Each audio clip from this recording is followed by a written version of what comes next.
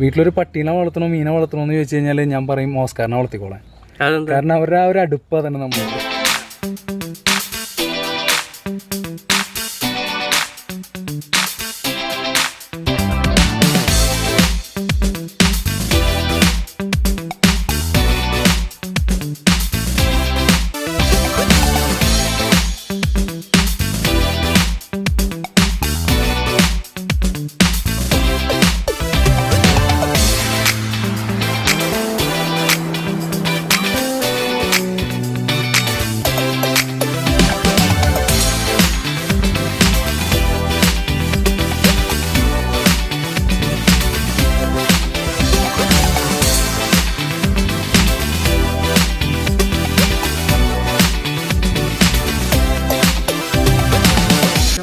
എവിടെ കേട്ടാലും HM OHM എന്നാ കേട്ടോണ്ടിരിക്കുന്നത്. ശരിക്കും പറഞ്ഞു കഴിഞ്ഞാൽ HM എന്നുള്ള വെറൈറ്റി ഉള്ളൂ. OHM എന്ന് പറഞ്ഞൊരു വെറൈറ്റിന്റെ ഹെൽ ബോയ്സ് തൊട്ട് 100 രൂപയ്ക്ക് കിട്ടുന്ന നോർമൽ ഹാഫ് മൗണ്ട്സ് വരെ നമ്മുടെ ഉണ്ട് ഇവിടെ. നമ്മൾ ഏത് കൊടുത്തിട്ട് നമുക്ക് റിസൾട്ട് വരുന്നു ആ ഫീൽഡിലേക്ക് പോവാം. പിന്നെ ഫിഷിനെ നമ്മൾ സെയിൽ ചെയ്യാൻ വേണ്ടി വളർത്താതിരിക്കുക. അപ്പോൾ തന്നെ നിങ്ങൾക്ക് കുഞ്ഞുങ്ങൾ കുറവാണ് കിട്ടുള്ളൂ. നിവിൻ ചേട്ടൻ്റെ അലങ്കാര മത്സ്യങ്ങളുടെ ബ്രീഡിംഗ് സെറ്റപ്പാണ് നമ്മളിന്ന് കാണാൻ വേണ്ടി പോകുന്നത്. ഏതൊരു സാധാരണക്കാരനും ചെയ്യാൻ പറ്റുന്ന പോലെ കോസ്റ്റ് എഫക്റ്റീവായിട്ടുള്ള രീതിയിൽ വളരെ സിമ്പിളായിട്ടാണ് ഇവിടെ ഓരോ സെറ്റപ്പുകളും ബ്രീഡിങ്ങിന് വേണ്ടി ഉണ്ടാക്കിയിരിക്കുന്നത്. അപ്പോൾ ഓസ്കാർ ആണെങ്കിലും ഏഞ്ചലാണെങ്കിലും കാർപ്പാണെങ്കിലും അതുപോലെ തന്നെ പാരറ്റ് പോലുള്ള ഫിഷസ് ആണെങ്കിലും ഒക്കെ ഈസി ആയിട്ടാണ് ഇവിടെ ബ്രീഡ് ചെയ്യിച്ചു പോകുന്നത്. വീഡിയോ കണ്ടു നോക്കുക, തീർച്ചയായിട്ടും നിങ്ങൾക്ക് ഇഷ്ടപ്പെടും. ഇഷ്ടപ്പെട്ടാൽ തീർച്ചയായിട്ടും സപ്പോർട്ട് ചെയ്യും. പറയുന്ന ഒരു ബേസിക് കാര്യമുണ്ട്, ചാടി കയറി വലിയൊരു എമൗണ്ട് ഫിഷിൽ ഇൻവെസ്റ്റ് ചെയ്യരുത്. മിനിമം 1 or 2 year എക്സ്പീരിയൻസ് ആവാതെ നിങ്ങൾ ചാടിക്കാർ ഇൻവെസ്റ്റ് ചെയ്ത് കഴിഞ്ഞാൽ ഭയങ്കര ഒരു ലോസിലേക്ക് വരും. ചത്തേ നമ്മൾ പഠിക്കുള്ളൂ ഫിഷിൽ. കാരണം വെള്ളത്തിനെ കുറിച്ച് പഠിക്കാതെ നമുക്കൊന്നും ചെയ്യാൻ പറ്റില്ല. അതേപോലെ ജെനറ്റിക്സും. അതുകൊണ്ട് തന്നെ പയ്യെ ഇറങ്ങാൻ നോക്കുക. പിന്നെ വലിയൊരു ഇൻവെസ്റ്റ്മെൻറ്റിൽ ഇല്ലാതിരിക്കാൻ നോക്കുക. മിനിമം നമുക്ക് സെയിൽ ചെയ്യാവുന്ന പ്രൊഡക്റ്റിനെ മാത്രം നമ്മൾ കീപ്പ് ചെയ്യാൻ നോക്കുക. ചെറിയ എമൗണ്ടിന് ചെയ്യാൻ ഒരുപാടെണ്ണം അവൈലബിൾ ആണ് തന്നെ. അത് നമുക്ക് ഷോപ്പുകളിൽ പോകും. നമുക്കപ്പോൾ നഷ്ടം വരില്ല. ഫിഷിൽ നഷ്ടം വരാന്ന് വെച്ചാൽ ഒരു ഹ്യൂജ് എമൗണ്ട് നഷ്ടം വരാം. കാരണം ആ ബ്രീഡ് തന്നെ ചിലപ്പോൾ ചത്തുപോകും ക്ലൈമാറ്റിക് കണ്ടീഷൻസ് വെച്ച്. അപ്പോൾ അത് പഠിക്കുന്ന വരെ ഒരു 2-3 വർഷത്തേക്ക് ചാടി കയറി വലിയ ഫിഷുകളിലേക്ക് ഇറങ്ങരുതെന്നാണ് ഞാൻ നിങ്ങളോടൊക്കെ പറയുള്ളൂ. അതൊക്കെ ഓരോരുത്തരുടെ ഇത്. നമ്മളെന്നാലും നമ്മുടെ ഭാഗത്ത് നിന്ന് പറയുന്നത് നമ്മൾ വലുതാവാൻ വേണ്ടി പറയുന്നതല്ല. എപ്പോഴും പഠിക്കാൻ വേണ്ടി പഠിച്ചതിന് ശേഷം ഇറങ്ങും. ഏറ്റവും വലിയ ഫിഷിൽ നിങ്ങൾ ചെയ്തോ. ഡിസ്കസിൽ തന്നെ നിങ്ങൾ ഏറ്റവും ഹൈ ബ്രീഡിലേക്ക് പോകുമ്പോൾ നിങ്ങൾ വിജയിക്കും. പക്ഷേ അതിനു മുമ്പ് നിങ്ങൾ അത്രയും വലിയ ഫിഷുകളിലേക്കൊക്കെ ചെന്ന് കഴിഞ്ഞാൽ ഏഞ്ചൽസ് പോലും നിങ്ങൾക്ക് ചിലപ്പോൾ വളരെ വിഷമം വരുത്തും. അതേപോലെ സാമ്പത്തിക നഷ്ടമില്ലെങ്കിലും മാനസികമായിട്ടുള്ള ബുദ്ധിമുട്ടെങ്കിലും സാമ്പത്തിക നഷ്ടം വലുത് തന്നെ വരും. കാരണം നമുക്ക് ഒരു ഓസ്കാർ ഏഞ്ചൽസ് ഒക്കെ വരുമ്പോൾ 1800 മുതൽ 5000, 7000, 15000 ഒക്കെ കൊടുത്തെടുക്കുന്ന പെയറുകളായിരിക്കും നമ്മൾ. അതെ അതെ. പിന്നെ നമ്മളത് ചെറുമീനുകളെ കൊണ്ടുവന്ന് വളർത്തി പെയർ പിടിക്കാൻ നോക്കാം അങ്ങനത്തെ ഫിഷുകളിലൊക്കെ. അപ്പോൾ നമുക്ക് അവരൊന്ന് പരിചയവും. ചാടി കയറി പെയറുകളിലേക്ക് പോവാതിരിക്കാന്നാണ് ഞാൻ എല്ലാവരോടും പ്രിഫർ ചെയ്യുന്നത്. ഇവിടെ നമുക്കുള്ളത് ഇതാണ് സെറ്റപ്പ് അല്ലേ? നമ്മളിവിടെ പാത്രങ്ങളും ഫ്രിഡ്ജ് ബോക്സ് ഉപയോഗിച്ചിട്ടുള്ള ബ്രീഡിംഗാണ് നമ്മൾ കൂടുതൽ ഉപയോഗിക്കുന്നത്. നമ്മൾ ബ്രൂട്ട്സിനെ ഇവിടേക്ക് മാറ്റിയിട്ടതിന് ശേഷം ഇവിടെ തന്നെ നമ്മൾ കുഞ്ഞുങ്ങളെ ഫ്രിഡ്ജ് ബോക്സിലേക്കും പിന്നെ താഴത്ത് കുളങ്ങളിലേക്ക് ആയിട്ടാണ് നമ്മൾ ചേഞ്ച് ചെയ്ത് ഡെവലപ്പ് ചെയ്തുകൊണ്ടിരിക്കുന്നത്. നമ്മളിങ്ങനെ ആകുമ്പോൾ നമുക്ക് വെച്ചാൽ ഇതിൽ ഒരു എണ്ണത്തിന്റെ തന്നെ 3-4 പാത്രങ്ങളുണ്ടാവും. ഒരു വെറൈറ്റി 4 ലൈനേജുകളായിരിക്കും, ഒരു സിംഗിൾ ലൈനേജ് അല്ല. അങ്ങനെ കളക്ട് ചെയ്യുന്നതുകൊണ്ട് നമുക്ക് ബ്രീഡ് ക്വാളിറ്റി പോകുമ്പോൾ മറ്റൊരാളുടെ അടുത്ത് അന്വേഷിച്ച് പോകേണ്ട അവസ്ഥ വരണില്ല. നമുക്ക് ആ ക്വാളിറ്റി മെയിൻറ്റെയിൻ ചെയ്യാൻ വേണ്ടി നമ്മുടെ നെക്സ്റ്റ് എടുത്ത് ക്രോസ് ബ്രീഡ് ചെയ്ത് നമുക്ക് ആ ക്വാളിറ്റി മെയിൻറ്റെയിൻ ചെയ്ത് പോകാനായിട്ട് പറ്റും. ഇതാകുമ്പോൾ എയറേഷൻ ഒന്നും ഇല്ലാതെ തന്നെയാണല്ലോ എല്ലാം കാണുന്നത്. ഞാൻ കൂടുതൽ പ്ലാന്റുകളാണ് ഇതിന്റെ ഉള്ളിലേക്ക് ഇടുന്നത്. എല്ലാ ഇതിലും നിങ്ങൾ ശ്രദ്ധിച്ചാൽ അതിന്റെ മുകളിൽ ഒരു എന്തെങ്കിലും ഫ്ലോട്ടിംഗ് ടൈപ്പ് ഉണ്ടാവും, അടിയിൽ കിടക്കുന്ന ടൈപ്പ് പായലുകളുണ്ടാവും. ഈ ഫ്ലോട്ടിംഗ് ടൈപ്പ് പായലിന്റെ പ്രത്യേകത വെച്ചാൽ അത് ഇതിന്റെ ഉള്ള അമോണിയനെ വലിച്ചെടുക്കും. പിന്നെ നമ്മുടെ അടിയിൽ നമ്മൾ പടരുന്ന ടൈപ്പ് പായലുകളുടെ പ്രത്യേകത ഇതിന്റെ കൂടുതൽ നമ്മൾ ലൈൻ ടൈൽ അങ്ങനത്തെ സാധനങ്ങളൊക്കെയാണ് യൂസ് ചെയ്യുന്നത്. ഇതിന്റെ പ്രത്യേകത എന്താ വെച്ചാൽ ഇത് ഓക്സിജൻ റിലീസ് ചെയ്യും. നമ്മളൊരു പാത്രത്തിലിട്ട് നോക്കിയാൽ തന്നെ അറിയാം ഓക്സിജൻ ബബിൾസ് റിലീസ് ചെയ്യുന്നത്. ഇങ്ങനെ വളർത്തുന്ന ഫിഷിന് വെച്ചാൽ നാച്ചുറലി അതിനൊരു ഹെൽത്ത് ഉണ്ടാവും. അതേപോലെ തന്നെ അവർക്ക് ഇമ്മ്യൂണിറ്റി കൂടുതലായിരിക്കും. ഒരു ചെറിയ ഫംഗൽ ഡിസോർഡറോ അങ്ങനത്തെ കാര്യങ്ങളൊന്നും ഇവർ ബാധിക്കില്ല. പിന്നെ ടെമ്പറേച്ചർ വേരിയേഷൻ വരെ ഒരു കാരണവശാലും ഇങ്ങനെ വരുമ്പോൾ എഫക്റ്റ് ആവുന്നില്ല. അതുകൊണ്ടാണ് നമുക്കിപ്പോ വലിയ ക്വാളിറ്റി ഒക്കെ ആകുമ്പോൾ ശരിക്കും ഇത് വരില്ലേ, എയറേഷൻ വേണ്ടി വരില്ല. ഈ ഒരു രീതിയിൽ തന്നെ വളർത്താൻ പറ്റുമോ? ആൽബിനോ വൈറ്റ് എല്ലാവരും കിട്ടുമ്പോൾ ചത്തുപോകുന്ന വെറൈറ്റിയാണ്. അത്യാവശ്യം നല്ലോണം കുഞ്ഞുങ്ങൾ നല്ല ബാച്ച് ഉള്ളതാണ്. ഞാൻ ഇങ്ങനെ തന്നെ കീപ്പ് ചെയ്യണം. കുഴപ്പമൊന്നുമില്ല, ചെയ്യാൻ പറ്റും അല്ലേ? നാച്ചുറലി ഇങ്ങനെ ഒരു അവസ്ഥയിൽ വളർന്നവരാണ്. നമ്മളാണ് ഇവരെ കൊണ്ടുവന്നിട്ട് വെറുതെ എയറേഷനിലും കാര്യങ്ങളിലും ഇട്ടിട്ട് ഇവരെ കൂടുതൽ നമ്മൾ സ്ട്രെസ് കൊടുക്കുക ചെയ്യണം. എന്റെ അനുഭവത്തിലാട്ടോ, ഞാൻ സ്ട്രെസ് ഒഴിവാക്കി നോക്കിയ സമയം തൊട്ടാണ് എനിക്ക് മര്യാദയ്ക്ക് ബ്രീഡ് കിട്ടി തുടങ്ങിയത്. ഇത് ഓസ്കാറിന്റെ കുഞ്ഞുങ്ങളാണ്. നമ്മുടെ ഇവിടെ ഉണ്ടായ കുഞ്ഞുങ്ങൾ തന്നെയാണ്. നമ്മളിപ്പോൾ നെക്സ്റ്റ് ഇയറിന് വേണ്ടിയിട്ട് ഡെവലപ്പ് ചെയ്തുകൊണ്ടിരിക്കുകയാണ്. വീട്ടിലൊരു പട്ടീനെ വളർത്തണോ മീനെ വളർത്തണോ എന്ന് ചോദിച്ചു കഴിഞ്ഞാൽ ഞാൻ പറയും ഓസ്കാറിനെ വളർത്തിക്കോളാൻ. കാരണം അവരുടെ ആ ഒരു അടുപ്പ് തന്നെ നമ്മളോട് സ്നേഹത്തിന്റെ വെച്ചിട്ടല്ലേ. പെറ്റ് എന്ന് പറഞ്ഞു കഴിഞ്ഞാൽ ഇവരെ പോലെ പെല്ലാണ്ട് നമ്മുടെ കൈ വന്നു കഴിഞ്ഞാൽ ചുറ്റുവട്ടത്തെ ആൾക്കാരുണ്ട്. പേടി ഉണ്ടാവില്ല. പേടിയില്ല, മാത്രമല്ല അവർക്ക് ഭയങ്കര അടുപ്പാണ്. നമ്മളെ പരിചയമുള്ളവർ വന്നു കഴിഞ്ഞാൽ ഇവരപ്പം അടുത്ത് വരും, നമ്മുടെ അടുത്ത് വന്നിരിക്കുക. അങ്ങനത്തെ ഒരു ടെൻഡൻസി ഉള്ള ഒരു ഫിഷാണ്. നമ്മുടെ പ്രസൻസ് ഇഷ്ടപ്പെടുന്ന ഫിഷാണ് അവർ. എഗ്ഗിങ് ടൈമിൽ എഗ്ഗിങ് ടൈമിൽ ഇവർ ആരെയും അടുപ്പിക്കില്ല. ഒരു കുറച്ച് അഗ്രസീവ് ആവുന്ന ഒരു ഫിഷാണ്. ഇപ്പൊ നമ്മൾ സൈസ് ആവാൻ വേണ്ടി ഇട്ടിരിക്കുന്നതാണ്. ഇതിന് ശേഷം ബ്രീഡിംഗ് ടൈമിൽ എങ്ങോട്ട് മാറ്റും? ബ്രീഡിംഗ് ടൈമിൽ നമ്മൾ സെപ്പറേറ്റ് ബോക്സുകൾ വെച്ച് ഇവരെ ബ്രീഡ് ചെയ്യുക ചെയ്യാം. ബോക്സിലേക്ക് മാറ്റി വലിയ ബോക്സ്, അത്യാവശ്യം വലുപ്പമുള്ള ബോക്സുകളിലേക്ക്. ഫ്രിഡ്ജ് ബോക്സിന് അത്രയും വേണ്ട, അത്രയും വലുപ്പം ഞാൻ കൊടുക്കാറില്ല. ഞാൻ ഒരു 200-300 ബോക്സുകൾ, നമ്മുടെ ഈ ഷീറ്റിൽ വരുന്ന ബോക്സുകളിൽ ഇവരെ ബ്രീഡ് ചെയ്യിക്കുന്ന സാധാരണ പതിവ്. നമ്മളിപ്പോ കാണുന്ന സൈസ് അത് അഡൾട്ട് ആകാൻ എത്ര ടൈം പീരീഡ് എടുക്കും? ഇത് എത്ര മാസം പ്രായമുള്ളതായിരിക്കും? 5 months താഴെ ഉള്ളവര് ഒരു 8 months ഒക്കെ എത്തുമ്പോഴാണ് ഒരു അഡൾട്ട് സൈസിലേക്ക് വരുള്ളവര്. 8 to 9 months ഇവരെ പെയറിംഗ് ടൈം. ഒരു റെയിനി സീസണിലാണ് ഇവർ കൂടുതൽ എഗ് ചെയ്യുന്ന ഒരു സീസൺ. എഗ് ചെയ്യാൻ ചാൻസ് കൂടുതൽ വരുന്നത്. നമുക്ക് പെയർ പിടിച്ചിരിക്കുന്ന മനസ്സിലാക്കാൻ ഇവർ രണ്ടുപേരും കൂടെ മാറി നിൽക്കുക, അങ്ങനെയാണോ മനസ്സിലാക്കുക? എങ്ങനെയാണ് പെയറിനെ മനസ്സിലാക്കി എടുക്കാൻ പറ്റുന്നത്? ഇവര് അടുപ്പിക്കില്ല, വേറൊരു മെയിലിനെയും ഫീമെയിലിനെ അങ്ങോട്ട് ഇടും. ഇവര് സെപ്പറേറ്റ് ആയിട്ട് ഒന്നിച്ച് നിൽക്കുന്നതാണ് ഇവരെ പ്രത്യേകത. മറ്റുള്ളവരുടെ കൂടെ പോകില്ല. ഇവര് സെപ്പറേറ്റ് ആയിട്ട് മാറിയുന്ന ഒരു സ്ഥലം സെലക്ട് ചെയ്ത് വെക്കും. പിന്നെ നമുക്ക് നാച്ചുറൽ അല്ലാണ്ടും ചെയ്യാൻ പറ്റൂട്ടോ. ഇവരുടെ അടി നോക്കി കഴിഞ്ഞാൽ നമുക്കൊരു മെയിലോ ഫീമെയിലോ ഒന്ന് തിരിച്ചറിയാൻ പറ്റും. അവരുടെ അടിയിലെ ഓർഗൻ നോക്കി കഴിഞ്ഞാൽ പോയിന്റഡ് ആണെങ്കിൽ മെയില്, റൗണ്ട് ആണെങ്കിൽ ഫീമെയില്. ഇനി വെറുതെ നോക്കി കഴിഞ്ഞാൽ ഹെഡ് സൈസ് വരുന്നത് എപ്പോഴും മെയിലിനായിരിക്കും, ഫീമെയിൽ ഹെഡ് സൈസ് കുറച്ചും കൂടി കുറവായിരിക്കും വരുന്നത്. പിന്നെ നമ്മുടെ അടുത്തേക്ക് മെയിലാണ് കൂടുതൽ വരാം, ഫീമെയിൽസ് നമ്മുടെ അടുത്ത് നിന്ന് അകന്നു പോകാനുള്ള ഒരു ടെൻഡൻസിയാണ് കൂടുതൽ കാണിക്കാം. അങ്ങനെ നമുക്ക് വേണമെങ്കിൽ തിരിച്ചറിയാനും പറ്റും. നമ്മൾ ആകെ ഇപ്പം ഇങ്ങനെ കിടക്കുകയാണെന്നുണ്ടെങ്കിൽ നമ്മൾ സാധാരണ എന്തായിരിക്കും ചെയ്യുക? മാറി നിൽക്കുന്നതിനെ പിടിച്ച് മാറ്റുകയല്ലേ ചെയ്യുന്നത്? നമ്മൾ രണ്ടും ചെയ്യാറുണ്ട്. ചില ടൈമുകളിൽ നമുക്ക് പെട്ടെന്ന് ബ്രീഡിങ് തുടങ്ങുന്ന ഒരു സിറ്റുവേഷൻ വന്നാൽ നമ്മൾ പിടിച്ചെടുത്തും ചെയ്യാറുണ്ട്. അത് കുറച്ച് എക്സ്പീരിയൻസ് വരുമ്പോൾ നമുക്ക് ആ മെയിലിനെ പെട്ടെന്ന് തിരിച്ചറിയാൻ പറ്റും. അപ്പൊ രണ്ടുപേരും പെയർ ആകും. അങ്ങനെ നമ്മൾ പെയർ ആക്കും. നാച്ചുറൽ പെയർ വേണമെന്നില്ല, എപ്പോഴും നാച്ചുറൽ പെയർ ആണ് നല്ലതെന്ന് പറയും. നമുക്ക് നാച്ചുറൽ അല്ലാണ്ടും ഇവരെ ചെയ്തെടുക്കാൻ പറ്റും അല്ലേ? ഇതിന് കുട്ടികൾ ഇറങ്ങിക്കഴിയുമ്പോൾ ഉള്ള കാര്യം കൂടെ പറഞ്ഞു കഴിഞ്ഞാൽ എന്തായിരിക്കും ചെയ്യേണ്ടത്? ഇവർ മുട്ടയിട്ട് കഴിഞ്ഞാൽ ഇവർ വേണമെങ്കിൽ നമുക്ക് ഏഞ്ചലിന്റെ പോലെ തന്നെത്താൻ വിരിക്കാനുള്ള കഴിവുള്ള ഫിഷൊക്കെ തന്നെയാണ്. പക്ഷെ നമുക്ക് 15 days ഇവർക്ക് എഗ്ഗ് ഇടിക്കാൻ വേണ്ടിയിട്ട് നമ്മൾ എന്ത് ചെയ്യുന്ന വെച്ചാൽ എഗ്ഗ് എടുത്ത് എയറേഷൻ, നമ്മൾ മെത്തിലിൻ ബ്ലൂ പൗഡർ വെള്ളത്തിൽ കലക്കിയിട്ട് അതിലേക്ക് എടുത്ത് വെച്ച് എയറേഷൻ കൊടുത്ത് കുഞ്ഞുങ്ങളെ വിരിക്കുകയാണ് നമ്മൾ ചെയ്യാറ്. എന്നിട്ട് ആർട്ടീമിയ കൊടുത്ത് വളർത്തും. ആർട്ടീമിയ, മൊയ്ന, പിന്നെ ഫ്രോസൺ ആർട്ടീമിയ. ആദ്യം എത്ര ദിവസം കഴിയുമ്പോൾ മാറ്റണം ഇവര് പാരന്റ്സിനെ മാറ്റണം? എഗ്ഗ് ചെയ്ത് കഴിഞ്ഞ ഉടനെ ചെയ്ത 24 hours, ഒരു 12 hours എങ്കിലും കഴിഞ്ഞിട്ട് നമ്മൾ എടുക്കാവൂ. എന്നാലാണ് മെയിൽ ശരിക്കും ഫെർട്ടിലൈസ് ചെയ്തിട്ടുണ്ടാവുള്ളൂ.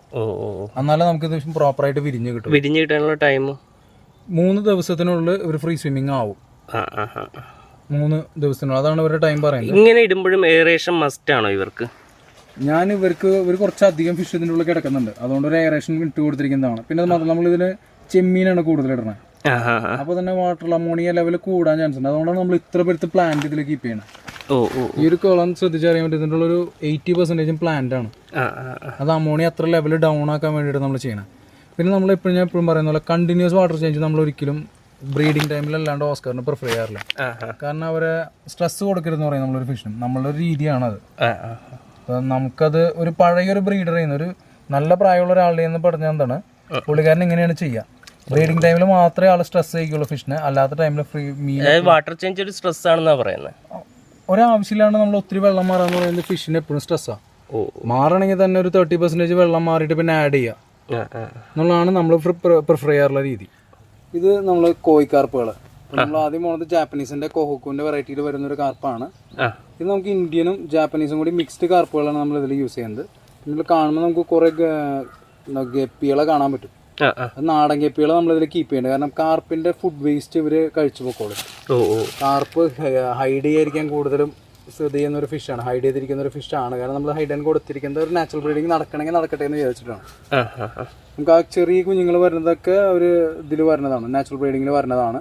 പിന്നെ നമ്മൾ ഇഞ്ചക്ഷൻ ബ്രീഡിംഗ് ഇതിൽ ചെയ്യുന്നുണ്ട്. ഇവർക്ക് ഇഞ്ചക്ഷൻ ബ്രീഡിംഗ് ആണ് നമ്മൾ കൂടുതലും പ്രിഫർ ചെയ്യുന്നത്. നമുക്ക് കാരണം ഒറ്റ സ്ട്രെച്ചിൽ ഒരു 200, 300, 400 കുഞ്ഞൊക്കെ ഒറ്റ സ്ട്രെച്ചിൽ നമുക്ക് ഇഞ്ചക്ഷൻ ബ്രീഡിംഗിൽ എടുക്കാൻ പറ്റും.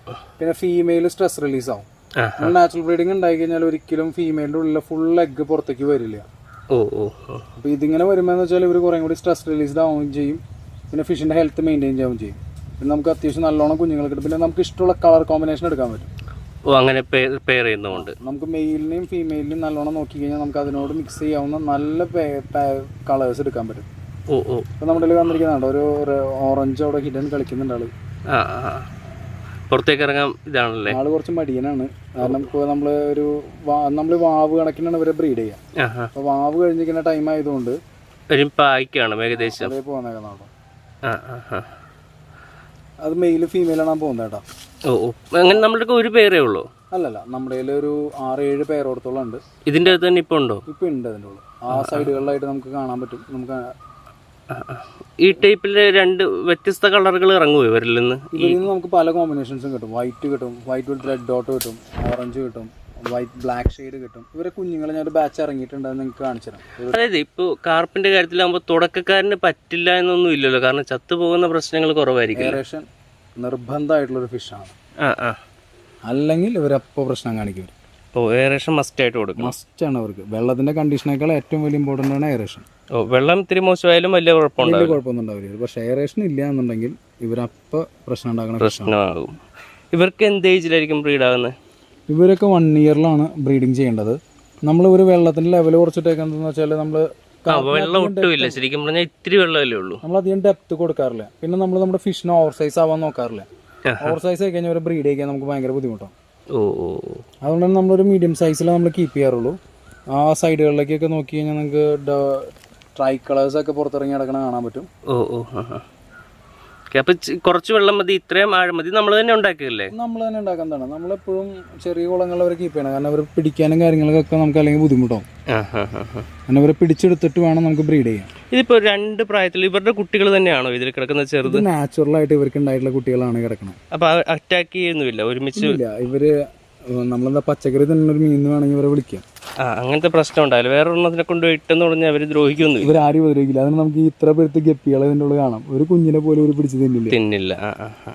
പിന്നെ ഇവരെ ചെറിയ സ്റ്റേജിൽ ആർട്ടീമിയ സ്റ്റേജും മൊയിന സ്റ്റേജും മാത്രമേ ലൈഫ് ഫീഡ് എടുക്കുള്ളൂ. അത് കഴിഞ്ഞാൽ എടുക്കില്ല ലൈഫ് ഫീഡ്. നമുക്ക് എന്ത് ഫുഡായിരിക്കും കൊടുക്കാൻ പറ്റുന്നത്? ഇതിന് കാർപ്പിന് കളർ കയറാനുള്ള ഒരു ചൈനീസ് ഫുഡ് വരുന്നുണ്ട്.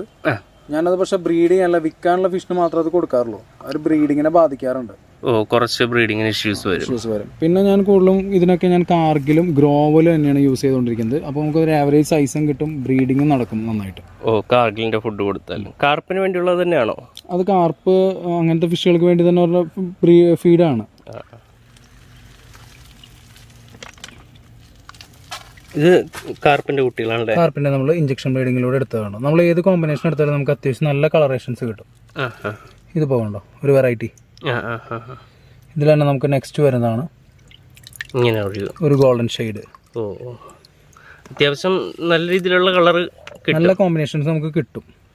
നമ്മൾ കാർപ്പിന്റെ പ്രത്യേകത. പിന്നെ നമുക്കിതിൽ നോക്കിയാൽ കുറച്ചുകൂടി ബ്ലാക്ക് കൂടിയിട്ടുള്ള കളേഴ്സ്.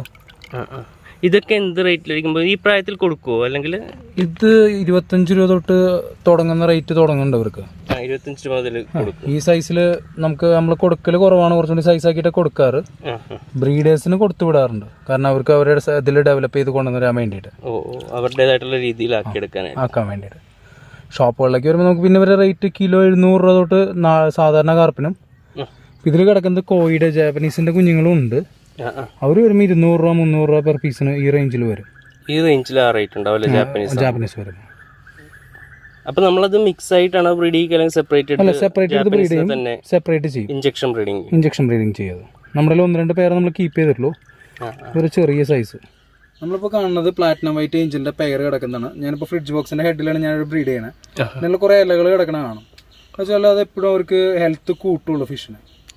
പിന്നെ ഞാൻ ഇവരെ ചുറ്റും ചെറിയതായിട്ട് നടക്കുന്ന ഇവരുടെ കുഞ്ഞുങ്ങളാണ്. ഞാൻ ഇവരെ നാച്ചുറൽ ബ്രീഡിങ് ഇങ്ങനെ ബ്രീഡ് ചെയ്യുന്നുള്ളൂ. ഞാൻ പൈപ്പൊന്നും വെച്ച് എയറേഷനിൽ ബ്രീഡ് ചെയ്യാൻ നിൽക്കാറില്ല. ഞാനൊരു 10-35 പേരിന് അറ്റ് ടൈം കീപ്പ് ചെയ്യുന്നുണ്ട്. അതുകൊണ്ട് തന്നെ എനിക്ക് ഇതിൽ അത്യാവശ്യം കുഞ്ഞുങ്ങളെ മാത്രമേ ഞാൻ എടുക്കുള്ളൂ. അപ്പോൾ പാരന്റിന്റെ ഹെൽത്ത് പോകാണ്ടിരിക്കാനാണ് ഞാൻ ചെയ്യുന്നത്. ഫ്രിഡ്ജ് ബോക്സിൽ ചെയ്യുന്നതുകൊണ്ട് കുഴപ്പമൊന്നുമില്ല. ഇല്ല, അതൊരു 15 ഡേയ്സിൽ എഗ് ചെയ്യും. നമ്മൾ അക്വേറിയത്തിൽ ഇട്ടിട്ട് നമ്മൾ കളറൊക്കെ കറക്റ്റ് വെള്ളമൊക്കെ മാറിക്കൊണ്ടിരുന്ന് എഗ് എടുത്ത് മാറ്റി വെച്ചു. പക്ഷെ അത് ഫിഷിന് എപ്പോഴും സ്ട്രെസ്സാണ് വരാം.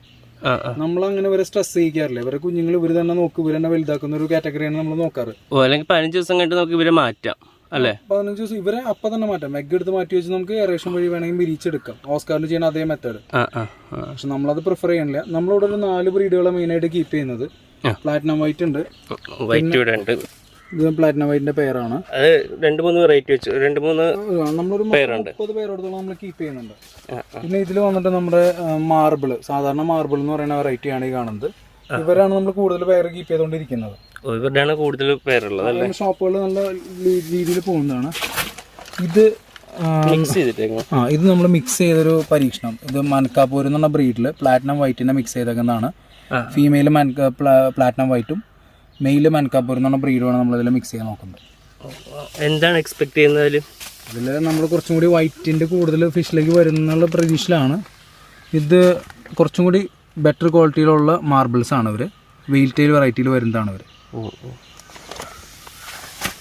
പിന്നെ നമ്മൾ ഈ സൈഡ് കുറച്ചും കൂടി എല്ലാവർക്കും ഫേവറേറ്റ് ആയിട്ടുള്ള ഒരു വെറൈറ്റി, കോയിയുടെ തന്നെ വെറൈറ്റിയിൽ വരുന്നൊരു ഏഞ്ചിലാണിത്. കോയി എന്ന് പറയും, ഗോൾഡൻ മാർബിൾ എന്ന് ചിലർ വിളിക്കും. ഇതിൻ്റെ തന്നെ വെയിൽ ടെയിലാണ് മെയിൽ. അവർ ഭയങ്കര അഗ്രസീവായി നിൽക്കുന്ന കുഞ്ഞുങ്ങളായി നിൽക്കുന്ന സിറ്റുവേഷൻ ആയതുകൊണ്ട് കുട്ടികളുണ്ടല്ലോ താഴത്ത് അവിടെ ഒരു സ്പോട്ട് പോലെ കിടക്കുന്നതാണ്. അത് കണ്ടോ, അവർ നല്ല അഗ്രസീവ് പെയറാണ്. പാരൻസ് നല്ലോണം കുഞ്ഞുങ്ങളെ എനിക്ക് തരുന്നൊരു പെയറാണ്. ഇവർക്ക് ബട്ടൺ സൈസിലൊക്കെ കുട്ടി എന്ത് റേറ്റിനായിരിക്കും പോവുക? ഇതിന് നമ്മളൊരു 25-30 രൂപ ബട്ടന് വരെ വരും. 200 രൂപ തൊട്ട് നമ്മളങ്ങനെ 200ന്റെ സൈസിലായിട്ട് നമ്മളൊരു കൊടുത്തു തുടങ്ങുള്ളൂ. പെയർ ഒരു 1800 രൂപ 2000 രൂപയ്ക്ക് അടുത്ത് പെയറിന് വരുന്നുണ്ട്. കറക്റ്റ് കൺഫേം ആയിട്ടുള്ള കൺഫേം പെയറിന്. കാരണം ഇവരുടെ വെയിൽ ടെയിൽ തന്നെ കറക്റ്റാണ്. മെയിൽ ഫീമെയിൽ വെയിൽ ടെയിൽസ് ആണ്. ഈ കോമ്പിനേഷൻ വളരെ റയർ ആയിട്ട് വരുന്ന കോമ്പിനേഷൻ. സിക്ലിഡ് എന്ന് പറഞ്ഞൊരു വെറൈറ്റിയാണ്. ഇത് പ്ലാന്റ് ടാങ്കിൽ ഏറ്റവും ഫേമസ് ആയിട്ടുള്ള ഫിഷാണ്. ഇതിന്റെ ബ്രീഡിങ് ഓസ്കാറിന്റെ പോലെ തന്നെ എഗ് ഇട്ട് വിരിയുന്ന ഒരു മെത്തേഡാണ്. നല്ലോണം കുഞ്ഞുങ്ങളെ കിട്ടും. അത്യാവശ്യം ഒരു 300 രൂപ 400 രൂപ പെയറിന് വിലയുള്ള ഒരു ഫിഷാണ്. കളറൊന്നും വരില്ല ഇതിന്. ഇതൊരു ഗോൾഡൻ കളർ ടിൻഡിൽ നിൽക്കുള്ളൂ ഈ ഫിഷ്. എന്തോരം വലിപ്പം ഉണ്ടാവും? ഇതൊരു നമുക്കൊരു 5 സെന്റിമീറ്റർ വരെയൊക്കെയാണ് ഇവരുടെ സൈസ് വരുള്ളൂ. ഇതിപ്പോ കുഞ്ഞുങ്ങളാണ് കിടക്കുന്നത്. നമ്മുടെ 3 ഇതിലും ഇവരുടെ കുഞ്ഞുങ്ങൾ തന്നെയാണ്. ഇതൊക്കെ ഒരു സിംഗിൾ ബ്രീഡിങ്ങിൽ കിട്ടുന്ന കുഞ്ഞുങ്ങളാണ്. ഇത്രയും കുട്ടികൾ കിട്ടുന്നത് അല്ലേ? നല്ലോണം കുട്ടികളെ കിട്ടുന്നൊരു വെറൈറ്റിയാണ്.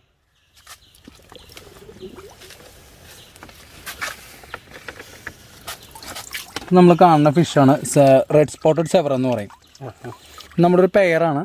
നമ്മൾ കീപ്പ് ചെയ്യുന്ന പെയറുകളിൽ ഒന്നാണ്. ഇതിൻ്റെ ഹെഡ് കണ്ടോ, ഇതൊരു ഫീമെയിൽ ഫിഷാണ്. ഇതിൻ്റെ ഹെഡിൽ കളർ കുറവാണ് കയറിയേക്കണം. പിന്നെ ബോഡി പാറ്റേൺസ്, ഇതിൻ്റെ ടെയിൽ പാറ്റേൺസ് ഒക്കെ കണ്ടാൽ നമുക്ക് അറിയാൻ പറ്റും. പിന്നെ മെയിലിന് വരുമ്പോൾ ഹെഡിൽ കുറച്ചും കൂടി കളർ ഉണ്ടാവും. മെയിലിനെ ഒന്ന് പിടിക്കാൻ പറ്റുമോ? അപ്പോൾ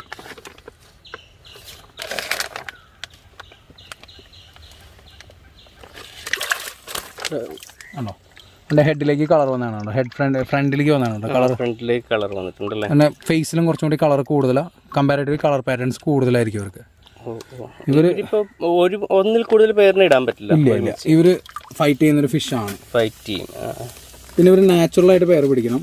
മറ്റൊന്നും പിടിച്ച് കഴിഞ്ഞാൽ എഗ് ചെയ്യില്ല. നമ്മൾ പെയറിനെ വാങ്ങിച്ചിട്ട് കുഞ്ഞുണ്ടാവാത്തൊരു ഫിഷിൽ വരുന്ന വെറൈറ്റിയാണ് ഇവർ. നമുക്കിത് പെയറായിട്ട് കിടക്കുകയല്ലേ? നമ്മുടെ ഇത് പെയറുകളാണ്.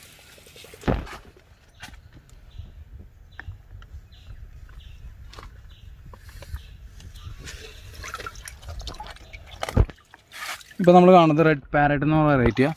ഇതിൻ്റെ പെയർ കിട്ടില്ല, പെയർ എഗ്ഗാവില്ല എന്ന് പലരും പറയും. പക്ഷെ എൻ്റെ ഇത് കൺഫേം പെയറാണ്. കുഞ്ഞുങ്ങളുണ്ടായിക്കൊണ്ട് പെയറാണ്. അവർക്ക് അത്യാവശ്യം കുഞ്ഞുങ്ങൾ എനിക്ക് കിട്ടിക്കൊണ്ടിരിക്കുന്നതാണ്. ഇപ്പം കുട്ടികളെ കിട്ടുന്നതാണ്. ഇതിൻ്റെ പിന്നെ കുഞ്ഞുങ്ങളൊക്കെ ഒരുവിധം സെയിലായിക്കൊണ്ടിരിക്കുന്ന പെയറാണ്. നമുക്കൊരു കടയിൽ നിന്ന് കിട്ടിയതാണ്. ഇതിനെ കടയിൽ എഗ് ചെയ്യണ കണ്ടിട്ട് ഞാൻ എടുത്തുകൊണ്ടതാണ്. ഇതിന്റെ ബെല്ലി കണ്ടറിയ ഇതൊരു ഫീമെയിൽ ഫിഷ് ആണ്. ഇതിന്റെ മെയില് താഴെ കിടക്കുന്നുണ്ട്. ഇവർ എഗ്ഗിങ്ങനായിട്ടുള്ള ഇവരെ ചുണ്ടൊക്കെ ഉണ്ടാണ്. ഇതുകൊണ്ടാണ് ഇവർ പാരറ്റ് എന്ന് അറിയപ്പെടുന്നത്. ചുണ്ടിന്റെ ഷേപ്പ് ആണോ. പിന്നെ ഭയങ്കര ഫ്രണ്ട്ലി ആയിട്ടൊരു ഫിഷാണ് ഇവര്. പിന്നെ ഇത് മനുഷ്യനിർമ്മിത ഫിഷുകളിൽ വരുന്നതാണ്. ക്രോസ് ബ്രീഡിങ് ചെയ്ത് മനുഷ്യർ തന്നെ ഉണ്ടാക്കിയ ഫിഷുകളിൽ വരുന്നൊരു ഫിഷാണ് പാരറ്റ്. അതാണ് ഇവരുടെ പാരറ്റിന്റെ പ്രത്യേകത. ഇവരുടെ പ്രത്യേകത അതാണ്. തന്നെത്താനെ ആയി വന്നതല്ല. അല്ലല്ല, ഇത് നമ്മൾ ഉണ്ടാക്കിയിട്ടുള്ള ഒരു ഫിഷാണ്. ഫൈറ്റേഴ്സിന്റെ വെറൈറ്റികളെയും ആ വെറൈറ്റികളെ എങ്ങനെ മനസ്സിലാക്കി എടുക്കാമെന്നും പറഞ്ഞുതരാമോ? ഫൈറ്റേഴ്സിൽ നമ്മൾ പറയുമ്പോൾ നമ്മളെല്ലാവരും മനസ്സിൽ വായിച്ച മെച്ചം എന്ന് മാത്രമേ ഉള്ളൂ. തുടങ്ങുന്നത് വൈൽഡ് വെറൈറ്റീസ് ഉണ്ട്. ഇംപാലാസ് എന്ന് പറയുന്നത് നാച്ചുറൽ ആയിട്ടുള്ള ഫിഷുകൾ. അത് കഴിഞ്ഞ് കഴിഞ്ഞാൽ പിന്നെ പ്ലക്കാട്ടുകൾ എന്ന് പറഞ്ഞാൽ കുറച്ചും കൂടി ട്രിം ആയിട്ടുള്ള, നമ്മൾ ഹെൽ ബോയ്സ് എന്നൊക്കെ പറയും. ആ വെറൈറ്റീസ് കുറച്ചും കൂടി ട്രിം ആയിരിക്കും. അവർ ടെയിൽ സൈസ് കുറവായിരിക്കും. അതിൽ തന്നെ HMO IHM ഉണ്ട്. അപ്പോൾ നമ്മൾ ഈ HMO IHM എവിടെ കേട്ടാലും HMO IHM എന്നാണ് കേട്ടോണ്ടിരിക്കണേ. ശരിക്കും പറഞ്ഞു കഴിഞ്ഞാൽ HM എന്നൊരു വെറൈറ്റി ഉള്ളൂ. OHM എന്നൊരു വെറൈറ്റി ഇല്ല. ഓവർ ഹാഫ് മൂൺ നമ്മൾ പറയുന്നത് മാത്രം. 180 ഡിഗ്രിയിൽ ടെയിൽ വന്നാൽ നമ്മൾ അതിനെ HM എന്ന് പറയും. അതിനും ചെറുതാണ്, അതിനും വലുപ്പത്തിൽ നമ്മൾ സ്ട്രെച്ച് ചെയ്ത് നിൽക്കുന്ന ഒരു ഫിഷിനെ നമ്മൾ ഓവർ ഹാഫ് മൂൺ എന്ന് പറയും. പിന്നെയാണ് വലിയ വെറൈറ്റീസ് വരുന്നത്. വെറൈറ്റീസ് വരുമ്പോൾ അതിൻ്റെ ഉള്ളിൽ ഡെൽറ്റ ടെയിൽ വരുന്നുണ്ട്, വെയിൽ ടെയിൽസ് വരുന്നുണ്ട്. പിന്നെ നമുക്ക് അതിൻ്റെ ഉള്ളിൽ വരുമ്പോൾ നമ്മുടെ എന്താ പറയുക rose tail, flower tail, feather tail, ഇങ്ങനെയാണ് വെറൈറ്റീസ് വരുന്നത്. ഫെദർ ടെയിലാണ് ഏറ്റവും ഹൈ എൻഡിലേക്ക് വരുമ്പോൾ. ഏറ്റവും ഹൈ എൻഡിലേക്ക് വരുമ്പോൾ ഫ്ലവറും ഫെദറും വരാം. എന്ന് വെച്ച് കഴിഞ്ഞാൽ അവർ ഭയങ്കര ഫ്ലഫി ആയിരിക്കും അവരുടെ ടെയില്. അതൊക്കെ നമുക്ക് മെയിൻറ്റെയിൻ ചെയ്യാൻ ബുദ്ധിമുട്ടുള്ളതായിരിക്കും. മെയിൻറ്റെയിൻ ചെയ്യാൻ ബുദ്ധിമുട്ടാണ്. അത് മാത്രമല്ല ബ്രീഡ് ചെയ്യാൻ ഭയങ്കര ബുദ്ധിമുട്ടുള്ള വെറൈറ്റീസ് ആണ് ഈ ഫ്ലവർ ടെയിലും ഫെദർ ടെയിലും. കാരണം ഇവരുടെ ഫീമെയിൽസിനെ കിട്ടാൻ ഭയങ്കര ടൈറ്റാണ്. നമ്മളെപ്പോഴും കോമൺ ആയിട്ട് നമുക്ക് സെയിലായിട്ട് പോകുന്നത് HM ആണ് കൂടുതലായിട്ട് ആൾക്കാർ അറിയുന്നതും. നമ്മളുടെ ഇവിടെ എന്തൊക്കെ വെറൈറ്റിയാണ് ഉള്ളത്? നമ്മൾ ഫ്ലവർ ടെയിൽ ഒരെണ്ണം കീപ്പ് ചെയ്യുന്നുണ്ട്. നമ്മൾ റെഡ്, പിന്നെ നമ്മൾ കൂടുതലും HMസും ആണ് കൂടുതൽ ഉപയോഗിക്കുന്നത്. ഡെൽറ്റാസും നമ്മൾ ബ്രീഡ് ചെയ്യുന്നുണ്ട്. വെയിൽ ടെയിൽസിലേക്ക് നമ്മൾ പോകാറില്ല ഒരിക്കലും. നമുക്ക് ഇവിടെയുള്ള വെറൈറ്റികളുടെയൊക്കെ ഒരു ആവറേജ് പ്രൈസ് ഒന്ന് പറയാമോ? നമ്മുടെ പ്ലക്കാർഡ്സിൽ 15,000-ന്റെ ഹെൽ ബോയ്സ് തൊട്ട് 100 രൂപയ്ക്ക് കിട്ടുന്ന നോർമൽ ഹാഫ് മൗണ്ട്സ് വരെ നമ്മുടെ ഉണ്ട് ഇവിടെ. പിന്നെ അതിൽ തന്നെ ഹൈ വെറൈറ്റിയിലൊരു യെല്ലോയിഷ് ടൈഗർ എന്ന് പറഞ്ഞ വെറൈറ്റി ഉണ്ട്. പക്ഷെ ഇതിന്റെ കുഞ്ഞുങ്ങളിപ്പോൾ നമ്മൾ തൽക്കാലം സെയിൽ ചെയ്യുന്നില്ല. കാരണം അതൊരു 25,000-28,000 ഒക്കെ അതിന് പെയറിന് വരുന്നൊരു റേഞ്ച് ഉണ്ട് ആ ഫിഷിന്. അതെല്ലാം നമ്മൾ ഇമ്പോർട്ട് ചെയ്തതാണ് ഡയറക്റ്റ്. നമ്മൾ തായ്ലൻഡിൽ നിന്ന് കൂടുതൽ കൊണ്ടുവന്നിട്ടുള്ള ഫിഷുകളാണ് നമ്മുടെ കൂടുതലുള്ള ഫൈറ്റേഴ്സ്. നമ്മളെപ്പോഴും പെയറിനെ കൊണ്ടുള്ള പതിവ്. നമ്മൾ കാരണം വെച്ചാൽ ഫസ്റ്റ് ബ്രീഡിങ്ങിലാണ് നമുക്ക് ബെസ്റ്റ് ക്വാളിറ്റി കിട്ടുക. അതിന്റെ സെക്കൻഡ് ലൈനേജ് തേർഡ് ലൈനേജ് ആവുമ്പോൾ നമുക്ക് അത്ര ക്വാളിറ്റി കിട്ടിയെന്ന് കിട്ടില്ല. അതുകൊണ്ട് തന്നെ കൊണ്ടുവരുന്ന ബ്രീഡിന് എടുക്കുകയാണ് ചെയ്യുന്നത്. അതിൽ നിന്ന് ബ്രീഡ് എടുക്കലാണ് നമ്മുടെ പണി. അതിന്റെ കുഞ്ഞുങ്ങളിൽ നിന്ന് ബ്രീഡ് എടുക്കാനും നമ്മൾ റെയർ ആയിട്ട് എടുക്കാറുള്ളൂ. പക്ഷെ ഫസ്റ്റ് സെക്കൻഡ് ലൈനേജ് ഒന്നും കുഴപ്പമില്ല. നമ്മൾ കൊടുക്കുന്നത് F1 എന്ന് പറയുന്ന വെറൈറ്റിയാണ്. നമ്മൾ ആ വരുന്ന ഇതിന്റെ ബെസ്റ്റ് കുഞ്ഞുങ്ങളെയാണ് നമ്മൾ സെയിൽ ചെയ്യാറ് കൂടുതൽ. വീഡിയോ ചെയ്യുന്ന സമയത്ത് നമുക്ക് മനസ്സിലായത് ഒരുപാട് കാര്യങ്ങൾ അറിയാവുന്ന ഒരു വ്യക്തിയെ കൈ കിട്ടിയിരിക്കുന്നു എന്നുള്ളതാണ്. ഈ കാര്യങ്ങളൊക്കെ എങ്ങനെയാണ് പഠിച്ചതെന്ന് പറയാമോ? ഞാൻ പഠിച്ചതെന്ന് വെച്ചാൽ നമ്മൾ ഗുരുകുല വിദ്യാഭ്യാസം എന്നൊക്കെ പറയില്ലേ, വലിയ വലിയ ബ്രീഡേഴ്സിന്റെ അവിടെ പോയി ഒരു ദിവസം അവരുടെ കൂടെ നിന്ന് അവരെങ്ങനെ മീനെ നോക്കണേ, അവരേതൊക്കെ ഫീഡാ ചെയ്യണേ, എങ്ങനെ ചേഞ്ച് ചെയ്യുന്നു, ഏതിനൊക്കെ ഹൈടെക് കൊടുക്കുന്നുണ്ട്, ഏതൊക്കെ നോർമലിൽ ബ്രീഡ് ചെയ്യുന്നുണ്ട്, അങ്ങനെ കണ്ടാണ് നമ്മൾ പഠിച്ചത്. അപ്പൊ ചെറിയ ബ്രീഡറോട് വലിയ ബ്രീഡറിന്റെ അവരെ വീട്ടിൽ പോയി നിന്നാണ് നമ്മൾ ഇതിൽ നിന്ന് പഠിച്ചത്. അപ്പൊ കാലത്ത് അവിടെ ചെല്ലും, രാവിലെ അവരുടെ അടുത്ത് ചെല്ലും, ചുറ്റിപ്പറ്റി എന്തെങ്കിലുമൊക്കെ പറഞ്ഞ് അവരുടെ പിന്നാലെ നടക്കും, വെള്ളം മാറ്റാനും ഫീഡ് ചെയ്യാനും ഒക്കെ ഹെൽപ്പ് ചെയ്ത് നമ്മൾ അവരുടെ കൂടെ നിന്നാണ്. പിന്നെ അവരായിട്ട് എപ്പോഴും കോൺടാക്ട് കീപ്പ് ചെയ്യും. ഫോണിലൂടെ ആയാൽ തന്നെ നമ്മൾ എപ്പോഴും അവരായിട്ട് കോൺടാക്ട് കീപ്പ് ചെയ്യും. അങ്ങനെയാണ് നമ്മളെ പഠിച്ചെടുത്തത്. എല്ലാവരും സപ്പോർട്ടീവ് ആയിരുന്നോ? എനിക്ക് ആരും അങ്ങനെ ഒരു മോശമായിട്ടുള്ള രീതിയിൽ പെരുമാറുന്ന രീതിയിൽ കണ്ടിട്ടില്ല. നമുക്ക് താല്പര്യം ഉണ്ടെന്ന് തോന്നുമ്പോൾ ബ്രീഡേഴ്സ് നമ്മൾ പരമാവധി സപ്പോർട്ട് ചെയ്യുകയാണ് ചെയ്യുന്നത്. പിന്നെ നമ്മളെ ലക്ഷ്യം പൈസ ചെയ്യാൻ തോന്നിയാൽ പരമാവധി ബ്രീഡേഴ്സ് സപ്പോർട്ട് ചെയ്യാറില്ല. കാരണം വെച്ചാൽ പഴയ ബ്രീഡേഴ്സ് എന്ന് പറഞ്ഞാൽ അവർ സ്നേഹം കൊണ്ട് മീനെ വളർത്തുന്നവരാ. നമ്മളെ സെയിൽ എന്നുള്ളതല്ല അവർ ഇമ്പോർട്ടന്റ്. അപ്പൊ ഞാനത് എനിക്ക് അതിനോടുള്ള അടുപ്പം കാണുമ്പോൾ അവരെനിക്ക് ഓരോന്നും ഒരു ബിറ്റ് പോയിന്റ് എനിക്ക് പറഞ്ഞുതരും. റേഞ്ചറിൽ ഇങ്ങനെ ബ്രീഡ് ചെയ്യണം, അല്ലെങ്കിൽ ഫൈറ്ററിന് ഇങ്ങനെ ചെയ്താൽ മതി, എനിക്ക് കുഞ്ഞ് കുറഞ്ഞാലും പാരന്റിന് ഹെൽത്ത് നിൽക്കും. അപ്പൊ നമ്മൾ ഉദ്ദേശിക്കുന്ന ഒറ്റയടിക്ക് കുറെ കുഞ്ഞുങ്ങളെ ഇറക്കിയിട്ട് പാരന്റ് പോയി കഴിഞ്ഞാൽ നമുക്ക് നഷ്ടമാണ്. അതേസമയം നമുക്കൊരു 10-15 ബ്രീഡ് 2 ഇയർ 2 ഇയർ 3 ഇയർ വരെ നമുക്ക് ആ പെയറിൽ നമുക്ക് കുഞ്ഞിട്ടിക്കൊണ്ടിരിക്കുമ്പോൾ നമുക്ക് എപ്പോഴും പ്രോഫിറ്റ് ആവണുള്ളൂ. അതെ. അപ്പൊ എന്താണ് ഫ്യൂച്ചറിലേക്ക് ഈ ഫാം സെറ്റ് ചെയ്ത് അങ്ങോട്ട് മാറുക എന്നുള്ളതാണ് പ്ലാൻ ചെയ്യുന്നത്? ഫ്യൂച്ചറിലേക്ക് ഞങ്ങൾ കുറച്ചും കൂടി വലിയൊരു ഫാമിലേക്ക് അടിച്ച് അത് ക്ലിയർ ചെയ്ത് അതിലേക്ക് മാറാനുള്ള ഒരു പരിപാടിയിലാണ് ഞങ്ങൾ നിൽക്കുന്നത്. പെട്ടെന്ന് തന്നെ അതൊക്കെ സാധിക്കട്ടെ എന്ന എല്ലാ ആശംസകളും. ഞങ്ങൾ എന്ന് പറഞ്ഞത് ഞാൻ ഒറ്റയ്ക്ക് ഒരാളല്ല. ഈ വീഡിയോയിൽ നിങ്ങൾ എന്നെ ഒരാളെ കാണുന്നുണ്ടെങ്കിലും ഞാനും എന്റെ 3-4 അനിയന്മാരും കൂടിയിട്ടുള്ള ഒരു വലിയ ഞങ്ങളൊരു ടീം വർക്കാണ് ഞങ്ങളിതിനെ. കാരണം എപ്പോഴും ഞാൻ നിങ്ങളോട് പറയും, എപ്പോഴും ഒരു ടീം വർക്കായിട്ട് നമ്മൾ പോകണം. റിലേഷൻസ് കീപ്പ് ചെയ്ത് പോയാലേ നമുക്ക് ഇത് ഡെവലപ്പ് ചെയ്യാൻ പറ്റുള്ളൂ. ഒറ്റക്കാണെങ്കിൽ നമ്മൾ കഷ്ടപ്പെട്ട് കുഴച്ചു. നമുക്ക് ഒരു ദിവസം ഫീഡ് ചെയ്യാൻ പറ്റാണ്ടിരിക്കാം, പല ഇഷ്യൂസ് നമുക്ക് വരാം. അപ്പൊ ഞങ്ങൾ ചേട്ടനിയന്മാർ ഒന്നിച്ച് നിൽക്കുന്നതിന്റെ ഒരു ഗുണമാണ് ഞങ്ങളിപ്പോൾ ഇതിങ്ങനെ ഡെവലപ്പായി നിൽക്കുന്നത്, ഇതിൽ തന്നെ കണ്ടീഷനിലേക്ക് എത്തിയത്. അപ്പൊ എല്ലാ ആശംസകളും നേരുന്നു. Thank you.